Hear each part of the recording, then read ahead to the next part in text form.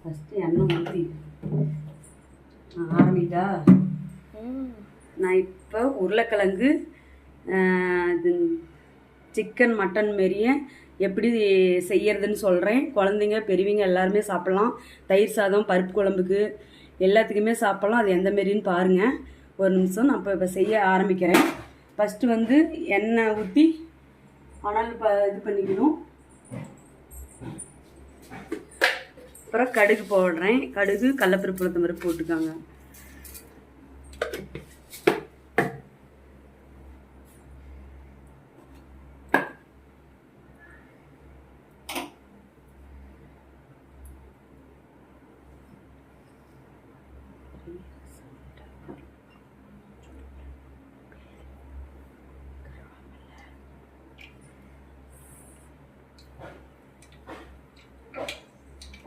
இப்போ கடுகு பொரிஞ்சிருச்சு.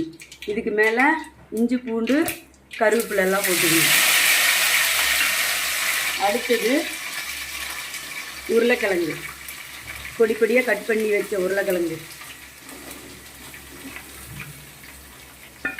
இது கூட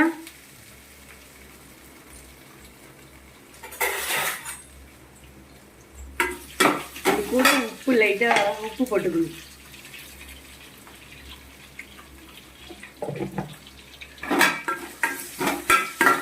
நல்லா வதங்கி விட்டு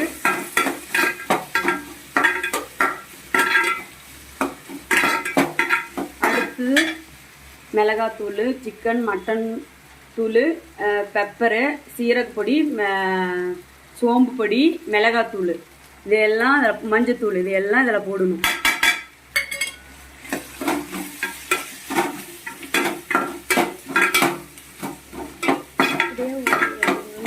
நல்லா ஒரு 10-15 நிமிஷத்துக்கு நல்லா வதக்கணும். நல்லா இந்த இதெல்லாம் ஆயிலெல்லாம் நல்லா சுண்டணும். சொல்லணும் இல்லை வச்சுட்டேன். இப்போ பாரு எந்த மாரி இருக்குதுன்னு. இது குழந்தைங்க பெரியவங்க எல்லாருமே சாப்பிட்லாம். தயிர் சாதம், பருப்பு குழம்பு எல்லாத்துக்குமே சாப்பிட்லாம். எப்படி இருக்குதுன்னு பார்த்து சொல்லுங்கள் கமெண்டில். எனக்கு வந்து லைக்கெல்லாம் போட வேண்டாம், எனக்கு பிடிக்காது அது. ஆனால் எப்படி இருக்குதுன்னு சொல்லுங்கள். நீங்கள் உங்கள் வீட்டில் செஞ்சு பாருங்கள். செஞ்சு பார்த்துட்டு சாப்பிட்டு தயிர் சாதத்துக்கு கூட சாப்பிட்டு நீங்கள் எப்படின்னு எங்களுக்கு சொல்லுங்கள். பாய்.